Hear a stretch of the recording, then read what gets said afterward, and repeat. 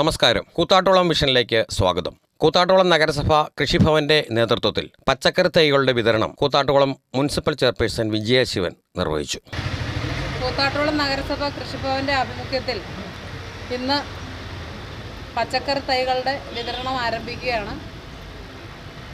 വെണ്ട, തടപ്പയർ, വള്ളിപ്പയർ 3 ഇനങ്ങളിലായിട്ടുള്ള പച്ചക്കറി തൈകളാണ് എത്തിച്ചേർന്നിട്ടുള്ളത്.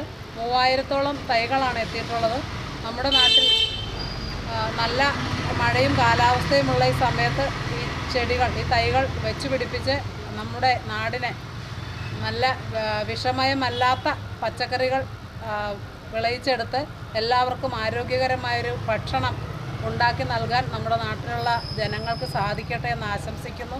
ഈ പരിസ്ഥിതി ദിനത്തിൽ ഇങ്ങനെയൊരു പരിപാടി കൂടി സംഘടിപ്പിക്കാൻ സാധിച്ചതിലുള്ള സന്തോഷം അറിയിച്ചുകൊണ്ട് കൃഷിവകുപ്പിൻ്റെ എല്ലാവിധ പ്രവർത്തനങ്ങൾക്കും എല്ലാ ജനങ്ങളുടെയും സഹായവും സഹകരണവും പ്രതീക്ഷിച്ചുകൊണ്ട് ഇതിൻ്റെ ഉദ്ഘാടനം നിർവഹിച്ചായി അറിയിക്കുന്നു. ചടങ്ങിൽ വൈസ് ചെയർമാൻ സണ്ണി കുര്യാക്കോസ്, കൃഷി officer Amitha George, standing committee ചെയർപേഴ്സൺമാരായ ജിജി ഷാനവാസ്, ഷിബി ബേബി എന്നിവർ പങ്കെടുത്തു. തൈകൾ ആവശ്യമുള്ള വ്യക്തികൾ കരം തീർത്ത രസീത് കൊണ്ടുവന്ന് തൈകൾ വാങ്ങി നടുകയും പരിപാലിക്കുകയും ചെയ്യണമെന്ന് കൃഷി ഓഫീസർ അമിത കെ ജോർജ് പറഞ്ഞു.